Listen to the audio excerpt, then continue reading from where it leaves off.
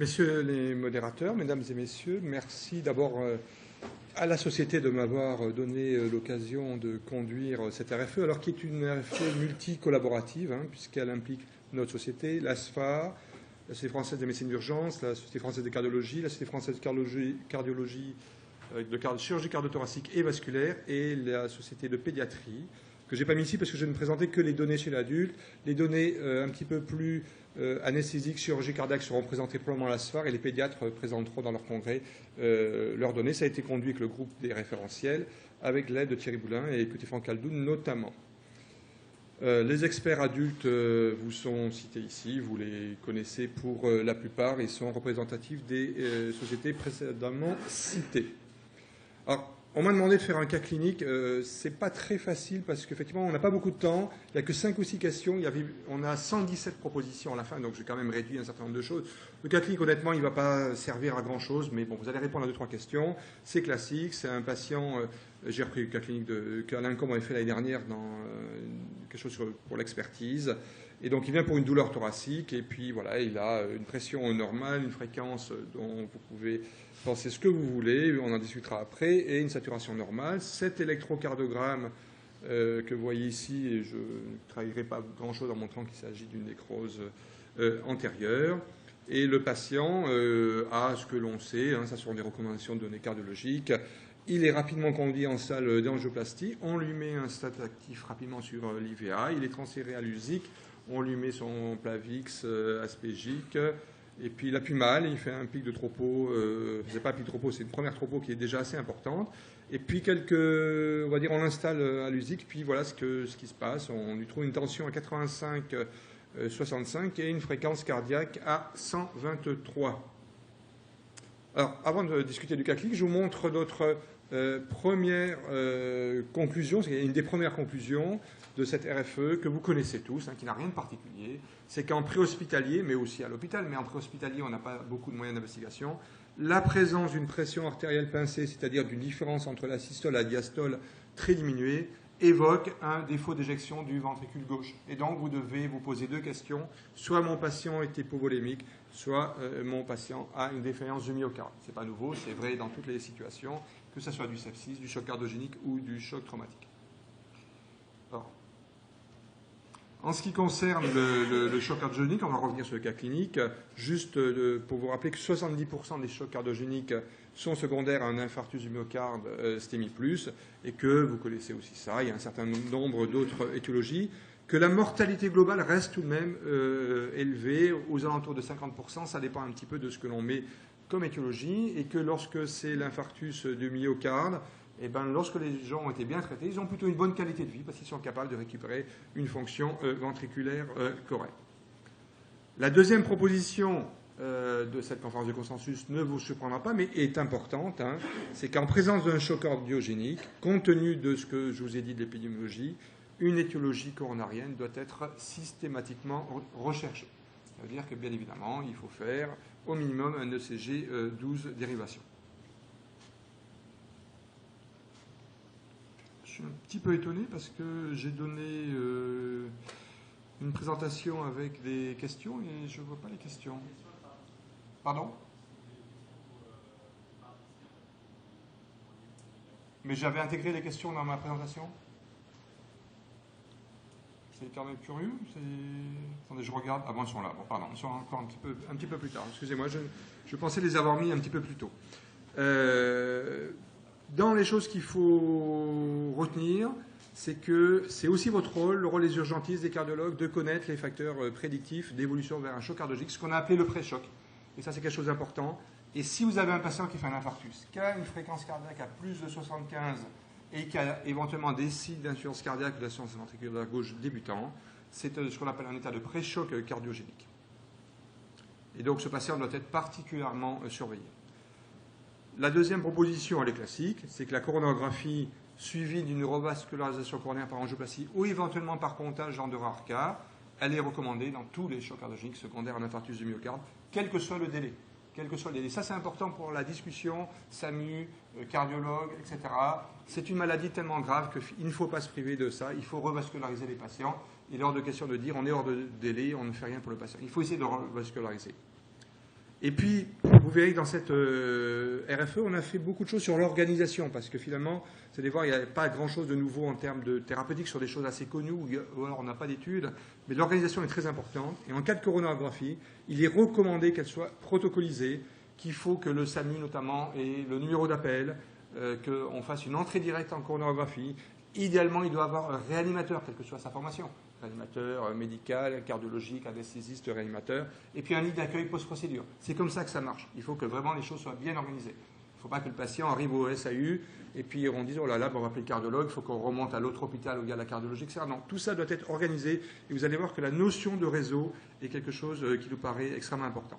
Et donc, on s'est prononcé plutôt très fort, globalement, en disant que la prise en charge est réalisée au mieux dans des centres experts. Ça concerne les patients chez qui on peut tout faire. Après, on pourra discuter de quelqu'un qui fait un choc cardiogénique à 88 ans sur un infarctus du myocarde. Peut-être qu'il y a un certain nombre de moyens que l'on ne mettra pas en œuvre. Mais un centre expert, c'est un centre qui a de la cardiologie interventionnelle, qui a de la chirurgie cardiaque, qui a éventuellement une IMAC, on en reparlera après, et qui a des moyens d'assistance cardiaque lourde. Néanmoins, on connaît aussi les contraintes régionales et locales. Et bien évidemment, il est possible de passer par la case coronarographie dans un centre qui n'est pas un centre expert, mais qui a le nombre suffisant d'angioplastie pour être centre d'angioplastie, pour ne pas retarder cette prise en charge et cette revascularisation, parce qu'il ne faut pas faire 2 heures de transport alors qu'on a un centre d'angioplastie qui a une demi-heure. Et après, le tout est de faire un réseau et d'avoir une vraie discussion entre le centre, entre guillemets, non expert et le centre expert, pour éventuellement faire quelque chose d'autre derrière, ou éventuellement faire de l'assistance. Alors, vous vous souvenez de ce patient qui a une tension qui est basse et qui avait une fréquence un petit peu élevée. Et les questions qu'on discutera après, c'est juste pour amorcer un petit peu la discussion. 1, faut-il mettre une contrepulsion? 2, faut-il lui faire une expansion volémique? 3, il faut lui faire une échocardiographie pour évaluation hémodynamique. 4, il faut lui mettre un traitement par dopa-dobu. Il faut lui mettre une soin de Gans. Je vous laisse répondre sur vos activotes. Il faut que j'aille plus loin là maintenant ou c'est bon, j'attends. Alors, les réponses viendront au fur et à mesure de l'exposé. Hein. On regardera simplement et on verra un petit peu. Vous vous souvenez de combien il y avait de personnes dans la salle? 75 à peu près. Combien? 75 à peu près. 75. C'est bon. On a recruté depuis tout à l'heure. Voilà. Donc, en gros, on va rediscuter après. Hein. Comme vous le voyez, ce n'est pas une réponse juste. Donc, probablement qu'il ne faut pas lui mettre une contribution par ballonnet intra-aortique. Il ne faut probablement pas, dans ce cas-là, commencer par une expansion volémique. Il faut lui faire une écho. Et on va rediscuter après. Hein, l'échographie et l'examen majeur dans le choc cardiogénique. Dopa d'obus, c'est probablement pas du tout une bonne idée. Et la soin de Gans, on en rediscutera après, vous allez voir. C'est en tout cas pas quelque chose qu'il faut faire en première intention. En cas de choc cardiogénique secondaire à nécrose antérieure étendue, la thrombolyse est toujours indiquée en première intention. L'angioplastie primaire est le traitement de première intention. Le patient doit être transféré vers un centre expert après discussion médico-chirurgicale. On a déjà un peu parlé. Les antiagrégants sont contre-indiqués en raison de la possibilité de la mise en place d'ECMO. Et l'hémoglobine doit être maintenue autour de 8 grammes par litre.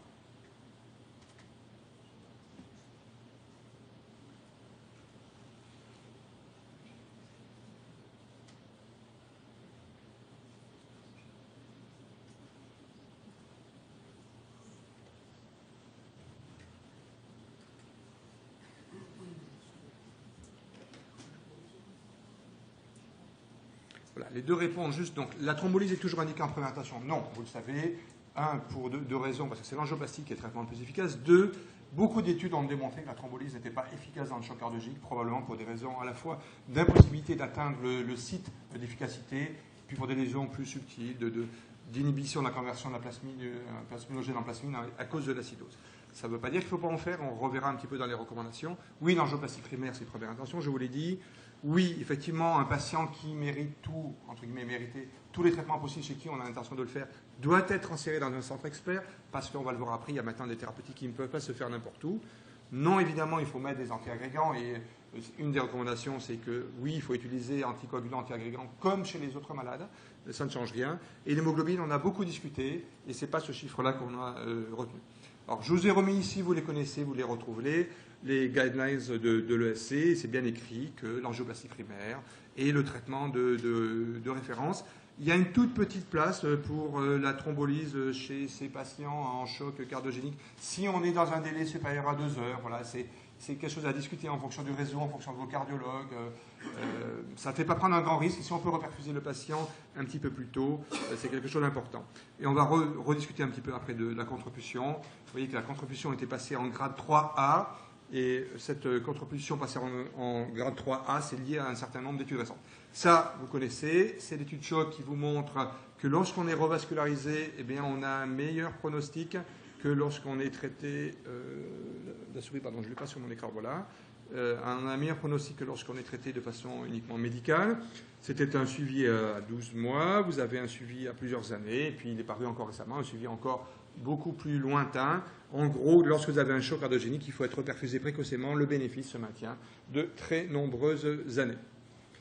En ce qui concerne les vasopresseurs,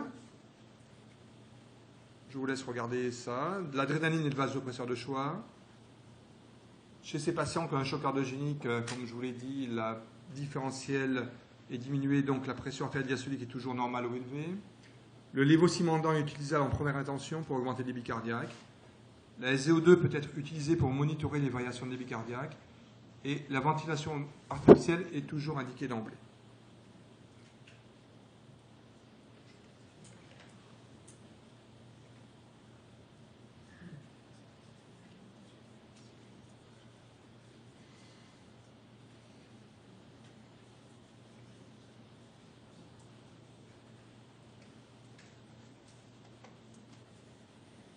Donc on va en discuter un petit peu. Non, l'adrénaline n'est pas le vasopresseur de choix. On a choisi la noradrénaline. On montrera un petit peu pourquoi.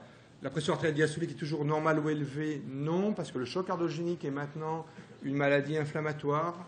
Un grand nombre des patients qui font un choc cardiogénique sur infarctus font un arrêt cardiaque. En général, devant les témoins, puisqu'ils appellent, ils ont mal et ils font un arrêt devant le SAMU. Et donc ça transforme cette maladie purement cardiaque en une maladie cardiaque et vasculaire à la fois. Donc ils peuvent avoir une pression artérielle diastolique basse et nécessiter des doses importantes de vasopresseurs purs, entre guillemets. Le lévocimandant, dont on reparlera un peu, est plutôt un médicament de deuxième intention. Donc ce n'est pas le médicament utilisé en premier. Oui, il faut utiliser la SVO2 si on connaît bien la physiologie de la SVO2 pour monitorer les variations de débit cardiaque. Et bien évidemment, on est des réanimateurs, des anesthésistes réanimateurs, des urgentistes. Oui, la ventilation artificielle est quelque chose d'important dans la prise en charge de ces patients-là. Le toujours indiqué d'emblée n'est pas vrai.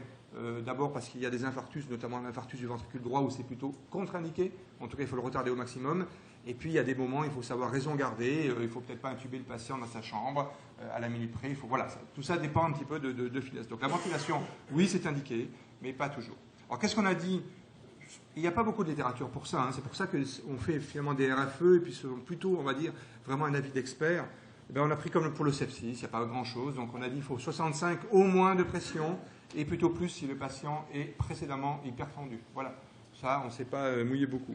Quand la pression artérielle diastolique est basse, et notamment si elle est inférieure à 40, c'est quand même un peu rare dans le choc cardiogénique, mais qui peut arriver lorsqu'on a fait un arrêt cardiaque, oui, il faut très rapidement envisager un vasopresseur pour restaurer la pression de perfusion coronaire, d'autant plus qu'on vient de reperfuser cette coronaire. On a choisi la noradrénaline pour des tas de raisons, parce que c'est un bon vasopresseur, c'est un médicament qui a une action sur le cœur, qui est maniable, qui ne modifie pas la lactatémie. Et on dit qu'on peut utiliser l'adrénaline en alternance thérapeutique, mais il faut le savoir que l'adrénaline, il y a plus d'arythmie, et ce n'est pas vraiment ce qu'on veut. On fait augmenter beaucoup plus la fréquence cardiaque, et on augmente le lactate, ce qui n'est pas très grave, mais ça empêche de suivre la lactatémie comme marqueur. Et vous verrez qu'après, on a dit qu'il faut suivre le lactate. Voilà, donc plutôt noradrénaline comme traitement de première intention. Je vous montre ce papier qu'on a publié ce mois-ci ou qui va sortir bientôt dans Choc, simplement pour vous montrer des patients en choc cardiogénique sur infarctus du myocarde. On teste 2 doses de noradré pour avoir 65 et 85 de pression sans toucher à la dobu. Les patients sont en bas débit cardiaque. Et bien vous voyez que lorsqu'on augmente la noradré, on augmente la pression. Ce qui est intéressant, c'est qu'on n'augmente pas du tout la fréquence cardiaque. Ça, c'est quelque chose d'important. Donc, on n'augmente probablement pas beaucoup la MVO2, en tout cas la consommation qui est liée à la tachycardie, pas la consommation qui est liée à la meilleure performance cardiaque. Et on augmente l'index cardiaque, on augmente le cardiac power index et la SVO2. Donc, clairement, on peut se servir de la noradrénaline comme médicament qui a des potentialités inotropes. Voilà. Et ça ne joue pas du tout sur la lactatémie. Et on avait aussi publié ce travail montrant que lorsqu'on compare adré à noradrénaline, on a exactement sur la partie gauche les mêmes paramètres hémodynamiques systémiques. On augmente l'index cardiaque, on augmente la pression. On augmente bien moins la fréquence cardiaque avec le noradrénaline qu'avec l'adrénaline, mais ça c'est de la physiologie que l'on connaît. On fait moins de lactate avec noradrénaline qu'avec lactate. Ça veut dire que vous voyez, entre T0 et T12, lorsque vous utilisez l'adrénaline, eh bien, vous ne pouvez pas vous servir de la lactatémie comme marqueur d'hypoxie tissulaire ou d'efficacité de votre traitement. Et puis on avait un effet un peu bénéfique, on va dire, sur l'adéquation de la perfusion gastrique en tonométrie, qu'on n'utilise plus, et une meilleure durée sous noradrénaline. Donc plutôt noradrénaline chez ces patients-là. Et puis en termes de bas débit cardiaque, je crois qu'il n'y a pas de nouveauté, pour le moment on reste aux bases, on utilise la dobutamine qui est recommandée pour traiter le bas débit cardiaque en première intention. Posologie, utilisation plutôt très bas au début, genre 2 microgrammes par kilo par minute. Et puis les recommandations sont les mêmes que pour toujours inotrope, j'ai dit dans le topo sur les inotropes. Il faut mesurer avant, il faut mesurer après, il faut tester tout ce que l'on fait et regarder si c'est bénéfique ou pas pour le patient. Donc, les inhibiteurs des phosphodiesterase comme le chorotrope ou le lévosimendan, un agoniste calcique, un sensibilisateur calcique, plutôt en deuxième intention, plutôt dans d'autres indications, post-chirurgie cardiaque, dysfonction ventriculaire droite, HTAP. Par contre, effectivement, on peut les préconiser lorsque vous avez tout fait. Un patient est traité par noradrénaline, et là, éventuellement, une contrepulsion dont on parlera après, et il a déjà beaucoup de dobutamine. Et bien, en cas de choc cardiologique réfractaire, oui, il est licite de proposer, en alternant une alternative transitoire peut-être à l'ECMO, soit du lévosimendan, soit du chorotrope. Par contre, chez les patients qui sont traités par bêta-bloquants, comme ces médicaments, le chorotrope ou le lévosimendan, agissent après le récepteur bêta qui est bloqué, et ben vous pouvez les utiliser. Et nonobstant le fait que ce sont des médicaments qui sont des inodilatateurs, donc il faut un petit peu baisser la pression artérielle, ça il faut le savoir. Voilà. Mais si vous avez un patient qui est traité par bêta-bloquant préalablement, il y en a beaucoup. Nos patients maintenant sont plutôt plus âgés, ils ont déjà des traitements par bêta-bloquant. Vous pouvez utiliser le lévosimendan ou le chorotrope si vous utilisez avec des petites doses et sans utiliser de bolus. Cette étude met que 36 patients, choc cardiogénique, infarctus du myocarde, réfractaires, qui vous montre que lorsqu'on utilise le lévosimendan en haut, par rapport au chorotrope, on a une meilleure survie. 36 patients, on ne peut rien en conclure. Voilà. C'est-à-dire probablement que le lévosimendan est quand même un médicament très efficace. Vous savez qu'il est en ATU, qu'il n'est pas très facile à obtenir, qu'il faut toujours beaucoup discuter avec les experts pour savoir. Si vous voulez avoir du lévosimendan, il faut dire que votre patient a une pression artérielle bien maintenue, des pressions élevées, que vous avez déjà fait un sevrage de dobutamine et que vous n'y êtes pas arrivé. Voilà, c'est ce qu'on remplit pour tous les patients et tous les gens qui l'utilisent remplissent la même fiche. Je dis ça devant Alain, je ne devrais pas le dire, mais qui n'est plus à l'agence sur le contrôle. Donc de temps en temps, on ne donne pas tout à fait la vraie situation clinique pour avoir, et c'est un très bon médicament, le lévosimendan, ça marche très bien. Donc c'est dommage qu'on ne l'ait pas plus facilement, et peut-être que quelque chose viendra bientôt. Alors, en ce qui concerne le reste, oui, il faut mettre un cathé artériel, c'est de l'état de choc, c'est des chocs cardiogéniques, là vous oubliez le brassard. Oui, il faut suivre, et particulièrement dans cette situation de bas débit, tous les marqueurs d'oxygénation tissulaire et de fonction d'organes, en particulier le foie et le rein. Parce que pour ces patients-là, il ne faut pas atteindre la défense hépatique ou la défense rénale si vous pouvez, parce qu'il y a d'autres tactiques derrière, notamment l'assistance, qui permet de pallier à la fois d'améliorer ses fonctions, et puis lorsqu'on sait que lorsqu'on met une assistance trop tard, notamment lorsqu'on a le foie qui est très malade, eh ben, ce n'est pas très bon. Oui, il faut aussi possible mettre un cathéter dans le territoire capsule pour mesurer la SO2, la monitorer et l'utiliser pour le traitement. Parce que dans cette indication, lorsque le patient n'est pas trop vasoplégique, lorsqu'il n'a pas de trouble de l'extraction, ben, la SO2 est basse, et elle est naturellement reliée au débit cardiaque. Donc c'est vraiment un moment où on peut l'utiliser. Et puis alors là, on a beaucoup discuté, il y avait les pros, les contre, les échocardiographistes purs, les moniteurs purs. On a quand même tranché, parce que c'est aussi un peu dans le sens de la littérature et de ce qu'on appelle le monitoring avancé. En cas de choc cardiogénique réfractaire au traitement de base, on va dire, qui n'évolue pas très bien, il est recommandé d'entreprendre au minimum, on a dit, un monitorage continu du débit cardiaque. Vous faites comme vous voulez. Et associé de mesures continues ou intermittentes de la SO2, de la SO2. Et là, on s'est prononcé en ce que vous voulez. Il y a beaucoup d'appareils, les plus fréquents étant la sonde Gans et la thermodilution transpulmonaire, pas très validée là-dedans, avec un petit avantage pour la sonde de sonde Gans, notamment lorsqu'il y a de la dysfonction ventriculaire droite ou de l'HTAP, parce que ça permet de suivre en direct les pressions pulmonaires et de les monitorer, de les manipuler éventuellement. Ça a beaucoup discuté. En tout cas, le message, c'est faites du monitorage, utilisez-le bien.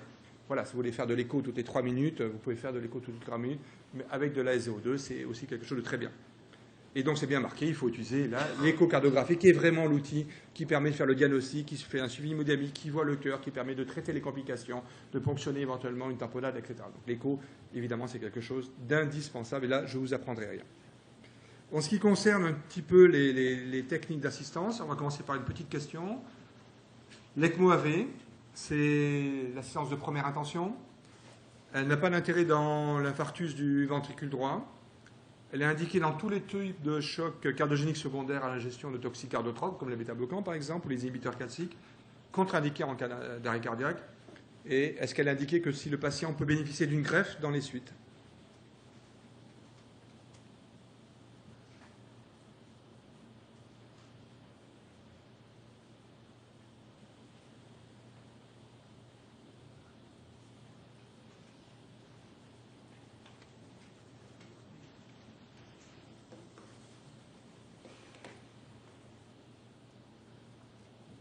On va y arriver.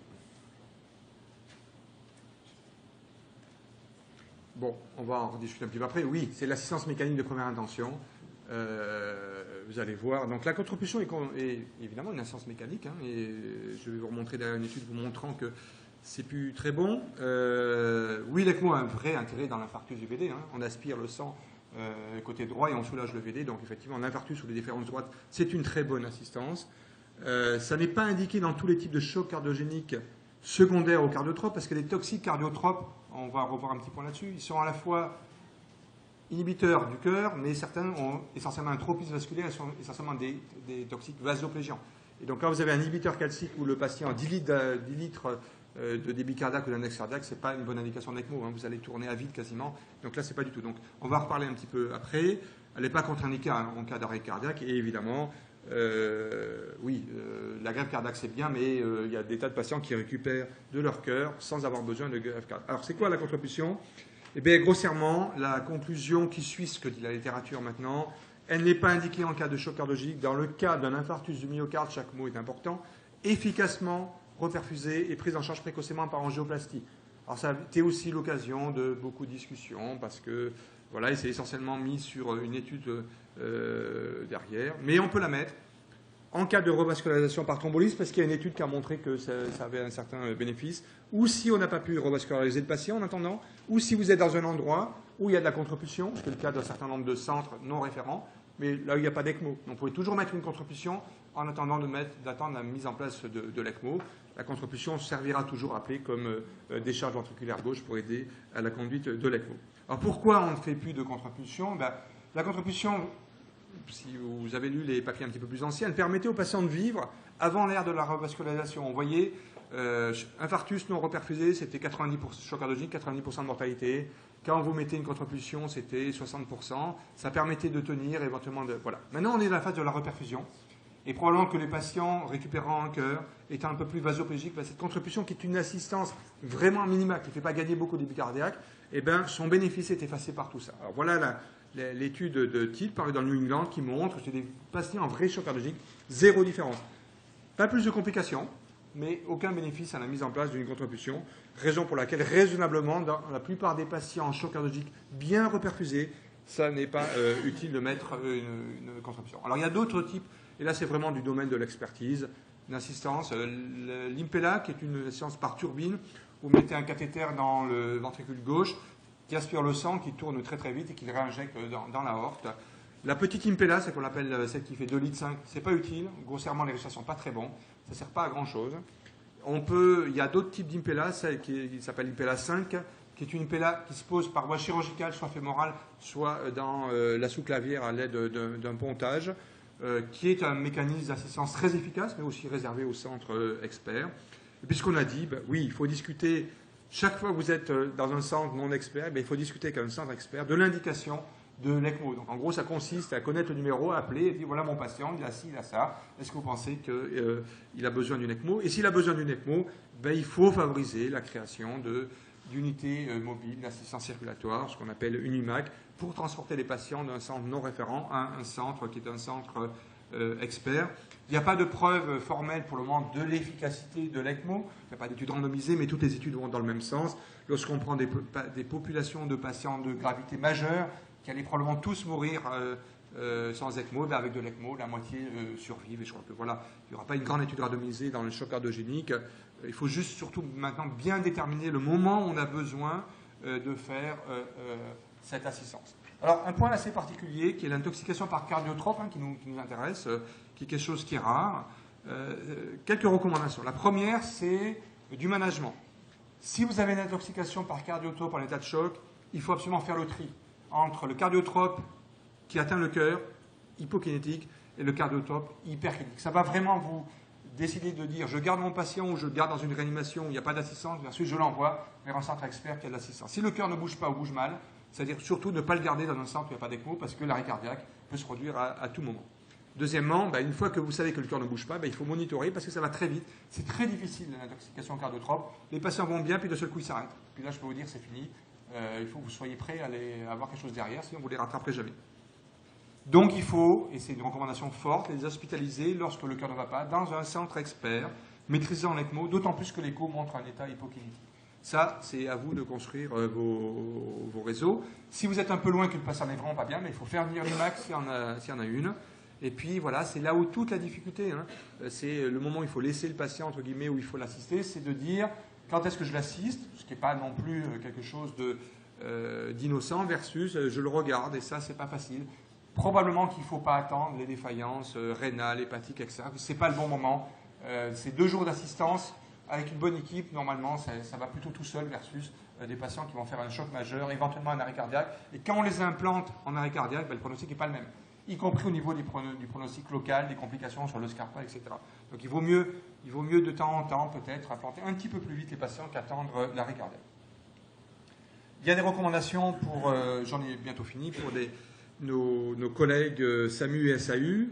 Je vous l'ai dit, préhospitalier. C'est pas facile le choc cardiogénique, devant tout état de choc qui n'a pas fait la preuve de son étiologie. Oui, il faut faire un ECG, ça paraît évident, mais voilà, il faut soupçonner ce tableau. On a dit fermement aussi qu'il n'y a pas de raison de changer de vasopresseur, et donc il ne faut pas utiliser l'adrénaline, qu'on est probablement peu de pays au monde, il faut de l'adrénaline. L'ensemble des recommandations internationales dans le choc cardiologique disaient déjà qu'il faut faire la noradrénaline. Donc aux urgences, on fait aussi la noradrénaline. Il n'y a pas d'indication et de spécificité de l'intubation et de la ventilation assistée. On fait comme d'habitude. On essaye de maîtriser l'état hémodynamique, on préoxygène le patient, on utilise les bonnes drogues, et sauf à l'exception vraiment de l'infarctus du VD, notamment s'il est déjà très dilaté, même s'il n'est pas très dilaté, d'ailleurs ce n'est pas le bon moment. Il faut faire attention. Voilà. Il y a des VD qu'on est forcé d'intuber parce qu'ils sont au bord de l'arrêt cardiaque.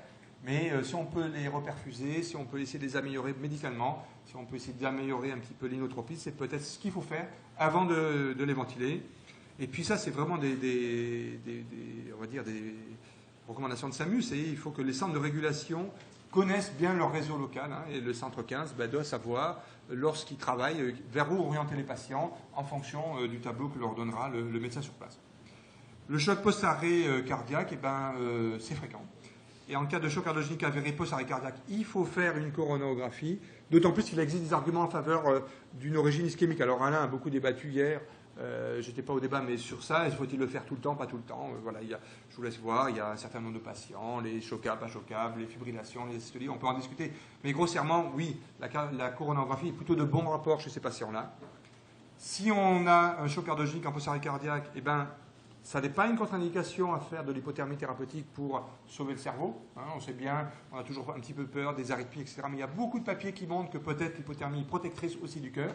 Ça n'est pas une indication de faire l'hypothermie pour traiter le choc cardiogénique, mais ça n'est pas une contre-indication pour traiter l'arrêt cardiaque dans son ensemble. Voilà. Ça veut dire que si vous avez un arrêt cardiaque en rythme chocable, il faudra le refroidir. Même s'il fait un choc cardiogénique, il faudra le refroidir. Alors c'est sûr qu'aux autour de 33, vous pouvez avoir un peu de soucis liés notamment aux arythmies. Et puis, recommandation importante liée aussi à ce qui est sorti récemment, il faut éviter l'hyperthermie.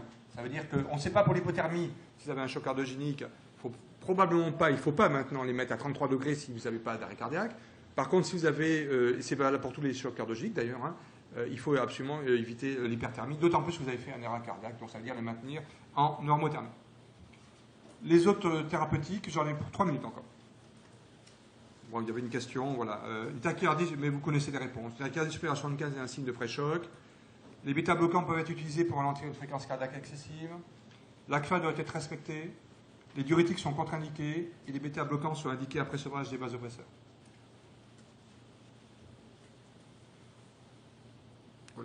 fatigue, là.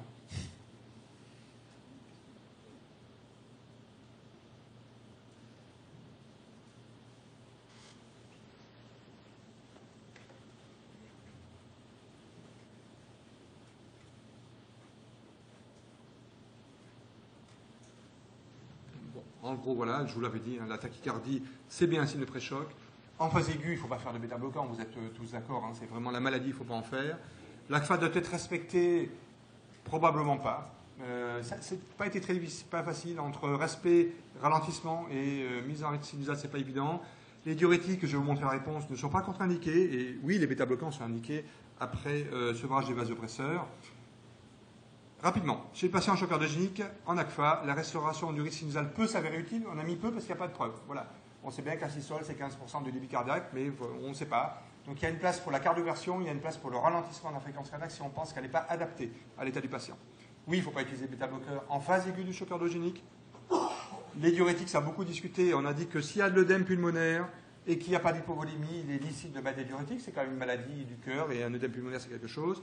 On s'est prononcé, en absence de toute preuve, pour dire que 10 grammes, c'était quand même bien. Ou un hématocrite à 30, par exemple, chez ces patients en cardiopathie ischémique aiguë avérée. Hein, c'est pas tout à fait la même chose. Et oui, il faut traiter les patients après un choc cardiogénique comme un patient en insuffisance cardiaque. C'est-à-dire la triple thérapie, quadrithérapie, etc. Vous allez réintroduire les IEC, les bêta-bloquants, les diurétiques et les anti-aldostérones. Et notre dernière recommandation est relativement importante et fait la synthèse de ça. Je pense que c'est probablement le plus important parce que le reste vous le trouvez dans la littérature, mais ça peut changer un peu. De l'urgence à la réhabilitation, le patient doit être pris en charge par une chaîne médicale spécialisée adaptée à la gravité effective ou potentielle. Ça paraît comme ça un petit peu bateau, mais je peux vous dire que ce n'est pas tout à fait ce qui se fait dans la pratique quotidienne. Les patients en choc cardiogénique post-infarctus, on les retrouve partout, dans des USIC, dans des réa spécialisés, dans des réa non spécialisés, parfois un petit peu sous-évalués. Cette chaîne médicale, elle doit être bien identifiée, il doit avoir un numéro centre expert disponible. Je ne sais pas s'il y a beaucoup d'endroits où c'est déjà fait. Et puis là, on s'est un petit peu mouillé, et je pense que chacun emmènera cette recommandation pour aller voir son ARS, pour discuter de ça et éventuellement obtenir des moyens. Mais la reconnaissance officielle par les ARS de centre expert est recommandée. Ça rejoint un peu ce qui a été dit dans la conférence de consensus sur l'ECMO. C'est-à-dire que quand même, il faut faire beaucoup d'une bonne pathologie pour être bon. Et là, on rebondit un petit peu ça. Centre expert ECMO, centre expert assistance, ça se rejoint. Et il faut avoir tout sur le site, c'est-à-dire la cardio médicale interventionnelle, l'anesthésie, la chirurgie cardiaque, thoracique, vasculaire, la réal pathotechnique, y compris pour tout ce qui est vasculaire, embolisation, et une UMAC. Vous voyez, c'est un souhait d'harmonisation de la prise en charge de ces patients pour une pathologie qui est rare. Ce n'est pas quelque chose de très fréquent, le choc cardiaque de l'infarctus du myocarde. C'est quand même l'indication, enfin la maladie qui en donne le plus, mais qui nécessite vraiment, notamment par sa rareté, mais aussi par sa curabilité potentielle. Les derniers chiffres de mortalité dans les séries qu'on présente tous, c'est 35 à 40% de mortalité, donc ça reste encore élevé. On doit pouvoir faire encore un petit peu mieux. C'est-à-dire quand même que 60% de ces patients vont survivre sans séquelles avec une bonne fonction.